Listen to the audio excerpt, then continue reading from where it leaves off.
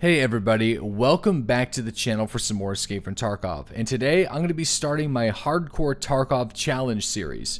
The reason why I'm starting a new account and a new challenge is because the wipe seems to be still a few weeks to maybe over a month away. The wipe is going to be happening with the beginning of the open beta testing, so until then, I need something new and exciting to do on the live stream and here on the YouTube channel to sort of keep my interest going with Escape from Tarkov, that more than just my main account. Don't get me wrong, I'm still going to be playing my main PMC every now and again, but whenever I have solo broadcasts or I want to do something a little bit different, we have an entire new account to explore and start to work towards with a very specific set of rules that must be followed at all times.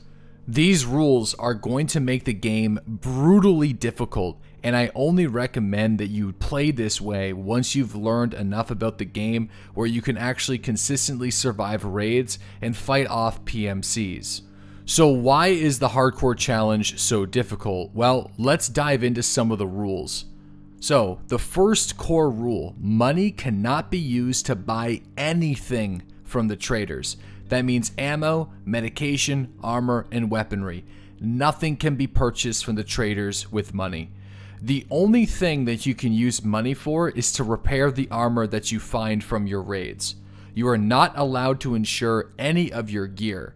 In your container, which I actually am only using a 4-slot container, I fenced my gamma container on this account, can only be keys, and that is expanded. You are allowed to use a keybar and a documents holder to hold those keys, or a wallet. That's it. If you find a Bitcoin, you can't put it inside of your container. You are allowed to use trade items with the traders. For example, collecting BlackRock vests and then trading them for AKs, or purchasing Glocks and weapons using Bitcoins at the mechanic.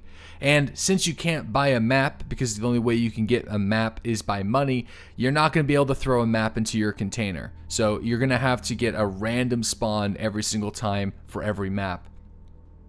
Now, this is something that I'm still playing around with. You can sell excess items to the traders to level them up to gain access to better barter items, but you must immediately delete the cache and always keep your repair cache in a separate container like a wallet to ensure that all the overflow money gets deleted from your stash. Currently, as an additional bonus, I'm only selling dog tags to therapists and prap war to level them up and then deleting them immediately. But if you're going to be pursuing this challenge, I'll leave this up to you. I've even gone as far as to say that I'm not even going to level the traders at all, but I feel like we need to set little objectives, and the best objectives to set is going after those high quality trade items, the barter item system, and just not using money at all. It'll also give me additional challenges to search for these items in my raids, opposed to just trying to kill scavs and PMCs. Tasks and items obtained from completing tasks is completely fair game, so getting access, for example, to an AS Val and a few magazines from completing a skier task is totally possible. However, your scavenger is not allowed, so any of the scav gear cannot be used in this challenge at all. Now, feel free to adjust any of these rules. It's just for fun, so just if you don't like one thing, exchange it for something else. This is just a very specific set of rules that I am going to be following for this character until the next wipe. So I do plan on uploading a lot of videos into one specific type of playlist, and in the title it's going to say Hardcore Tarkov instead of Escape from Tarkov, so that will help you differentiate between a regular PMC moment and a Hardcore Tarkov moment. And also, if you want to go to the playlist on the YouTube channel to check out all the additional videos, so you can keep up to date with what I'm going to be doing for this particular PMC. How long this series is going to go for will sort of depend on when the open beta will begin. And then if you're watching this in the future, after the open beta has launched, I might even return to do like a season 2 of this hardcore playstyle, depending on how you guys enjoy it. So I think that is all of the getting started formalities, the rules, the understanding of the character's progress and limitations, and why I'm doing this. So with that out of the way, let's get started with some of my first tasks that I want to actually complete. So my thought process here was Shoreline is going to be the best way for me to acquire medication, but not only that, I want to get access to some of the sanatorium keys. Now, if you watched my gold chain farming video, I did miss out a room called 222, which is actually how you can get a RSAS and a VSS Ventura spawn in the room 226 in the connected balcony. So pretty much every key that is inside that gold chain farming video, I'm going to want to get. Not only if I ever get scared to level 4, I'll get access to get the fort trade ups, but I also want to get access to bitcoins because it's going to be my main, it's going to be the main barter item that I use to buy AKs, M4s, and Glocks. Another core item that I'm looking for is Black Rocks, because I can trade Black Rocks for an AK-74N at level 1 Prapor. However, I never actually got to complete any of those trades. I ended up needing the vests more than I thought, because without being able to store anything inside of my container, I did rely on as much storage space that I could get, and the vests were invaluable when it comes to collecting supplies, especially at the beginning. You'd be surprised on how difficult backpacks are to acquire whenever you can't buy them. Now, the MBSS can be purchased with a hard drive, so that's going to be my primary method of collecting backpacks for a little while, so not getting access to the tri-zips or the scav backpacks for a little bit. Now, when it comes to getting medication, again, Shoreline is a really great way to find some, but if you are getting at least either bad luck or you're having poor performance or there's a lot of competition, then you're going to die a lot and you're not going to be able to store the medication.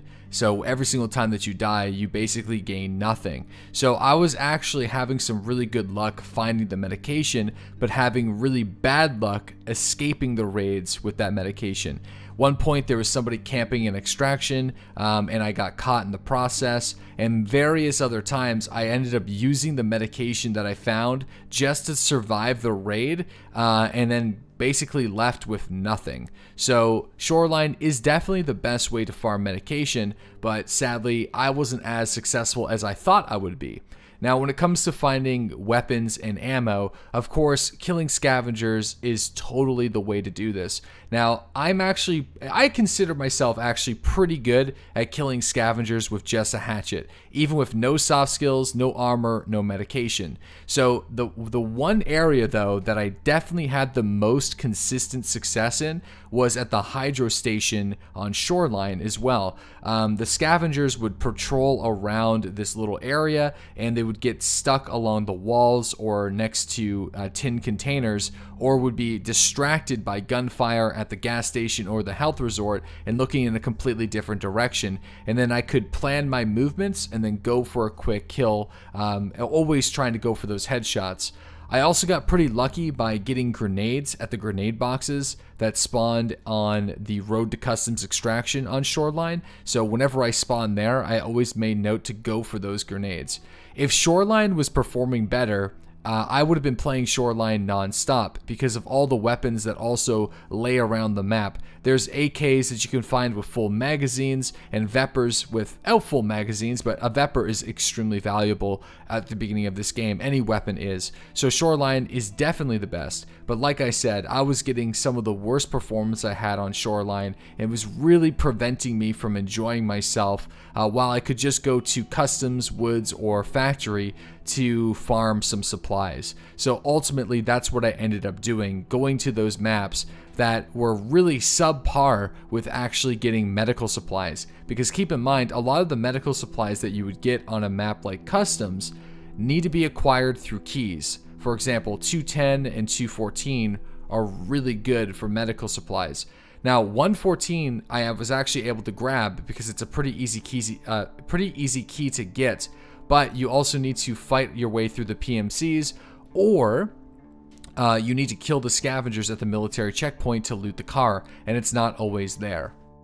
Now for armor, the best way that you're going to be able to acquire that is simply killing PMCs, and that's going to be a little challenging at first until you get some reasonable weaponry, because the thing about killing PMCs is you don't realize how much you rely on medication until you don't have any. So frequently you'll be able to take a few shots from another PMC and maneuver around them in a normal firefight, but the moment that you get lagged, it's kind of game over. Also, another challenge is going up against scavengers is very difficult, because I think the damage, especially for the shotguns, is balancing out the armor. So the shotguns do an incredible amount of damage to players that don't actually have armor. In fact, you'll get one-tapped frequently by just buckshot because of how overpowered armor is. So that has been a challenge as well. Like, shotguns are really awesome if you don't have armor on, and the scavs combine that with their auto aim, you'll start to die a lot at the beginning just trying to collect some basic supplies from those one-tap shotguns. And also, shotguns spread out the damage, and frequently scavengers only go for the legs. So pair not having painkillers available to you plus shotgun scavs, and you can expect a little bit of difficulty there. Alright, so now that we've went over the rules, I've talked about my strategy acquiring some weapons, medication, ammo, and armor. You're probably wondering, how viable is this? Well, I actually played during most of my 12-hour stream celebrating 100,000 Twitch followers with this account, and after 6.7 in-raid hours, with completing 73 raids, here is some of the statistics on the screen. So obviously only a 30% survival rating. I think that's a given, considering the fact that you just don't have any medication available to you. You're going to be dying a lot, but you know, a surprisingly positive kill to death ratio. So let's take a look a little bit down here. So I was actually able to kill about nearly 40 PMCs and only 55 scavengers, so not that big of a difference between the two here. Now, of course, a lot of these kills are with my knife, so I have 20 knife kills, decent amount of pistol kills, but the vast majority, of course, are carbine and assault rifle kills. So a carbine, meaning the Saiga 9, which is honestly a really good starting weapon for this challenge. They're frequently found, they're accurate, and if you go for headshots, you're going to have a good time. And of course, assault rifle is just a wide variety of different weapons, the SKS, the Vepers, you name it. So those are obviously my primary weapons of choice. So let's also take a look at what a stash looks like after about 6.7 hours of in-raid time. So I got some of my keys at the start. 6-pack is just novelty, but 328, 306, we have 310, which is a big one. 314 is a good one. 220 is great as well. We also have 218 and 303. 303 is surprisingly good for this challenge because there's a weapon that sometimes spawns on the desk, and it's typically an AK, and AK-74s will frequently spawn full magazines of ammunition, which is very useful for this particular challenge. We have 206 key for Operation Aquarius if we actually do any of that. Surprisingly running low on ammo. I guess one thing I did forget about ammo is you can actually find ammo from ammo crates and weapon lockers, a lot of it, and some really good ammo types, as well as green crates and military boxes. So for example, this TGS, this is some good ammo that we can use. These are tracer rounds, which I haven't even examined yet. But let me just kind of throw this down here. So there you go. We got that 30 rounds of tracer from these boxes. So whenever you see these boxes, normally in traditional Tarkov, you're going to leave them behind. But in this game mode, they are extremely useful. Also want to keep any of the spare magazines that I'm not currently using. A bunch of Saigas. We got this Glock 17 from a PMC. And then a variety of Vepers, AKMs, and AK-74s. And again, we got a pretty nice tricked out AKM. Like, the thing that it's really cool about this challenge is a weapon like this goes a long way. Whereas like a normal run, I would probably lose a few of these types of AKMs a day, and it means absolutely nothing to me. Running very low on backpacks right now, but take a look. We actually got some armor. We got some packers, some cold packs, some SB-47, some Comtacs, and we have a variety of trade items down here and attachments. For different weapons, which I'm going to start to save. Not as many attachments as I would like, but the reason I think behind this is the fact that I can't put items inside of my alpha container. I think it's going to be pretty preventative of me doing so well until we get access to more armor and medication. Now, as for tasks, I haven't actually completed any tasks yet because my primary goal is collecting those critical keys that we need to survive and collect weapons, and then also getting the ammunition base and the medications that we need to actually maybe consider completing these tasks. Some cool challenges like completing Punisher Part 6 is going to be a really awesome little achievement if I can do it, but we'll have to see. Alright guys, well that is all that you need to know for the Hardcore Tarkov Getting Started video. Over the next couple days, you guys are going to be seeing the best moments and the worst moments from the first day with the challenge. Some crazy firefights and moments that unfold when the tensions are at the absolute highest. So let me know what you guys think of this challenge in the comment section below. I'm eager to hear what you guys have to say, and check out the daily live streams every single morning starting at 8:30 a.m. Eastern Standard Time and Sundays at noon, because whenever I'm going to be playing solo until the next wipe, there's a good chance that I'm going to be completing this challenge.